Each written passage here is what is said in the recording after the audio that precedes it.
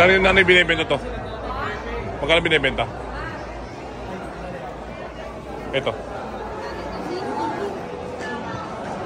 Mga humigit ko mula. 47. 40? 40K. 40K, okay. Ito yung famous na ano, yung tato. Collector's item yan. Original photo sila pinag-gawa na yan. Talagang hindi yan po alam. Pwede ba kita ma-interview tungkol sa picture? Kasi nakikita ko to, nagtatato yan eh. Okay lang ba? Oh, sige, sige. Interview ko ba si Kuya? Ano pangalan mo Kuya? Rick. Rick. Rick Armando. Ah, so siya yung drawing ito kasi ito nakikita ko sa... Yeah. Oh. Nakikita ko to sa ano eh, sa Kalinga. Oh.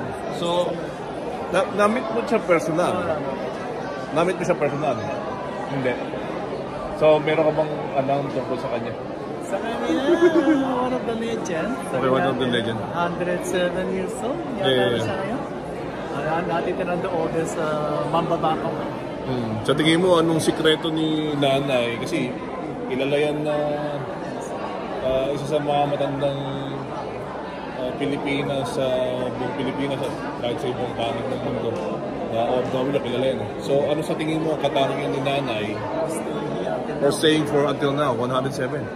Because of siguro yung environment and then good life. Saka maraming pera yan. Patingin mo magkano pera niya? Mga sikat mga celebrities, sikat na nagpapakita dyan, di ba? Pamilyan ka sa dinadayo talaga yan, si Wangko. Si ano, paano? Wangko.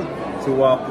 Apo. Minsan hindi naman pera lang ang kaligayahan ng tao sa mundo eh. Yung bang mabuhay ka lang ng mapayapa, katulad nga ng preaching na daily natin na napap natin ni kay Pastor Ed Lapis. Talaga yung daily lifestyle na ang happiness hindi naman manggagaling talaga sa pera, kundi manggagaling sa peace and meron kang peace and life na may buhay na wala kang. So sa tingin mo, si Apo, since ikaw ay tingin ko na artist ka at ito yung maring, siyempre binanggagalingan mo na rin ng resource.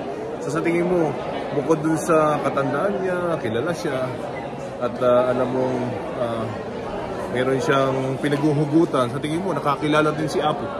Si Apo. Ay, siyempre, maano din yung personality ng matanda. I think sa kanila, di ba? Tayo naman mga sa tribe, meron silang masali-sarili mga worship characters. Siguro, mga, alam mo yung mga worship ng mga matatanda, di ba? Through mountains, through puno, mga gano'n lang sila sa puno. Pero yung sinasabi ng tito na ganito, wala silang idea. Ano kaya sikreto ni Apo sa mamuhay ng napakatagal for the longest time na 107? Baka tayo, mabutan tayo 90 o 78 or 60. Patingin mo, ano sikreto niya? Yun nga. Good food, good health, siyempre, environment, walang pollution, everything. Then the people that are least, they're happy. Siyempre, di ba? No. So bilang artist, siyempre, anong nag-inspire sa'yo para iguhin si Apo? Siyempre, meron pinaghuhugutan niya. Because siguro yung kanyang character sa kanyang history niya. Siguro, yan actually, parang ayaw mo kaibenta ko. Kasi kung kumuha ko ng ganito, 40, maganda 40,000. Ayoko siya ibenta kasi wala yung kamukha. Pero kung may bibili, why not? Why not? Actually, parang gusto ko ipasa. So, paano mo i-inspire ang mga tao na gumuhit for the glory of God? Kasi I know you're a Christian as well. Yes. Pastor po. I know. Okay. Diba, pastor po ako dito. Meron akong hapong na medieval water sa Bacoor. Ako kasi isang artist, parang 50-50 ko na lang yung career sa artist. Okay. Kumbaga, just for fun and for the glory of God. Yes. Ay, Saka yung advice sa atin ni Pastor na kung mag-create siya ng works, artists, yung promote na yung kultura natin. Ano ulit pangalan ko, Pastor? Rick. Pastor Rick. Yeah, Rick Armando. Si Rick, okay, Rick Armando. Ano si Rick Armando? Channel po. Ronald Borja. Meron din ako, Ronald My Love. So, Ronald Borja.